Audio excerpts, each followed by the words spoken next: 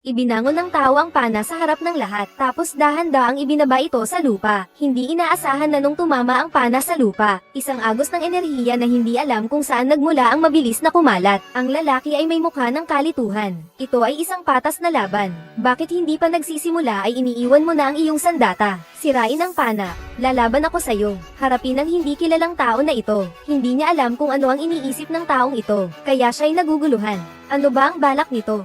Dahan-daang inikat ng nilalang ang ulo, yumuko, at ipinaabot ang unang galit. May iba pa bang nangyayari? Ngunit sa harap ng lahat, ang binata ay tanging nakataas lamang ang espada. Akala niya'y napatay na ang punong tao, ngunit nang lumingon siya, nakita niya na ang katawan nito ay nakatayo pa rin tulad ng dati.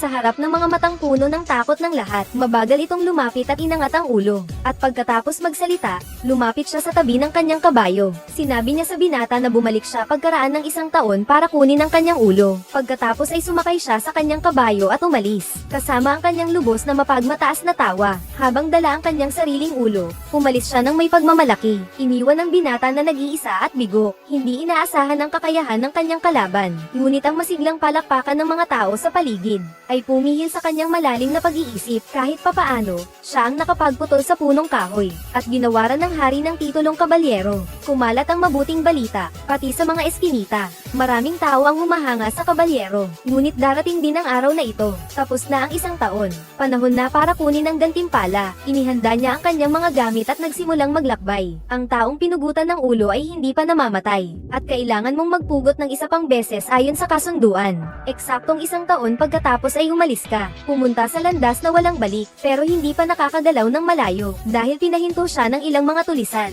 Siya ay tinali at nakahiga sa lupa, naghihintay habang tinitingnan ng mga gamit at kagamitan na kinuha nila, kasama na ang malaking palakol. Manggahas na gumapang na paikot, sa wakas nakuha ring putulin ang tali, sinundan ang direksyon ng mga bandido. Ngunit dumaan na ang gabi, unti-unting nawawala ang direksyon. Nakita niyang may maliit na bahay sa kagubatan, parang iniwan na ito matagal na. Ang pagkain ay naging fossil na rin. Gutom at pagod kaya tumamba siya. Sa 10 oras ng gabi, mula sa kagubatan, may isang babae sa tuktok ng kagubatan. Nalaman niyang siya pala ang may-ari ng bahay na iyon. Nakiusap siya sa kanya na tulungan siya sa isang bagay. Pumunta sila sa isang lawa. Sinabi niyang bumaba siya sa tubig at kunin ang kanyang ulo. Pagkatapos niyang marinig iyon, naluha siya. Paano naman tayo? Gusto ko lang ang ulo ko.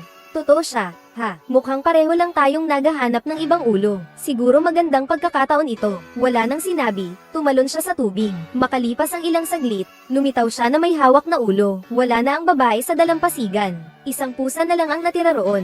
Bumalik siya sa loob ng bahay. Ngayon niya lang nakita sa kama ang isang puting hamog. Ang bumuk. Bigla na lang, ang ninakaw na Zio ay narito na. Siguro ito ang gantimpala ng babaeng multo para sa kanya. Masayang nagpatuloy sa paglalakbay ang lalaki. Ilang bundok na ang nadaanan mo na. Ngayon ay nagkukulong ka sa ulan sa yungib. Sa labas ng yungib ay may isang maliit na fox. Ngunit ang fox ay nanatili roon at ayaw umalis. Hindi mo rin siya matiis, kaya pinapasok mo siya sa yungib para sumama sa iyo sa ulan. Kinabukasan ikaw at ang fox ay nagpatuloy sa paglalakbay. Tinatawid ang mga malalaking lawa, bundok ng mga kalokohan. Nakita ng kabalyero sa harap niya ang maraming malalaking anino, mga higanteng may taas na daan-daang metro sa harapan niya. Itaas niya ang palakol at sumigaw, at matagumpay na nakakuha ng atensyon ng isa sa kanila. Umaasa na baka matulungan siya, pero hindi naintindihan ng higanti. At sa halip, itinangka nitong hulihin siya. Kung wala ring maitutulong, ayos lang. Mabuti na lang at may fox na malakas ang bunganga noon. Swerte na rin at isinama ko yung babaeng yun kagabi. Makalipas ang ilang sandali, nawala ang higanti sa makapal na ulap. Naglakad pa sila ng ilang araw. Sa wakas, nakarating na siya sa paruroonan. Ngunit bigla na lang hindi pinayagan ng fox na magpatuloy. Nagsalita ito ng tao. Marami ang pumapasok, kaunti ang lumalabas. Doon puro mga ulo ng patay. Hindi mo ba nakikita? Pero ang layunin mo dito ay kunin ang mga ulo, di ba? Syempre, hindi ako makikinig sa mga sinabi ng mangkukulam. Nandyan na ang kalaban ko, si Mr. Tree. Alam niyang malapit na siya sa katapusan. Hinugot ang malaking palakol. Magkakaroon na ng laban, maghaharap na silang magputol ng ulo. Ayon sa kanyang instinct, naiwasan niya ang isang suntok. Ang taong kahoy ay hindi nasisiyahan. Sinabi niyang handa na siya. Ngunit nang muling humampes ang palakol, natarante siya at tumakas. Nagising ng magdamag at naglakbay pauwi sa kaharian. Iniisip ng lahat na natupad na niya ang pangako, pati ang hari ay ipinasa ang trono sa kanya. Pagkatapos ay ikinasal pa sa isang magandang prinsesa. Ngunit ang bansa ay patuloy na naglalaban. Maraming tao ang namatay. Siya rin ay kinamumuhian ng mga tao. May kaaway sa loob at labas. Ang bansa ay malapit ng bumagsak. Ngayon, magpapakamatay na lang ba o maghihintay na mamatay? Ang oras ay parang bumabalik pa atros. Akala ko'y isang panaginip lang lahat ng ito. Ngayon ay handa na siya talaga. Ngunit hindi pinugutan ng ulo ng punong tao. Hinawi lang ang leeg gamit ang daliri. Kukunin ko na ang ulo ng tao.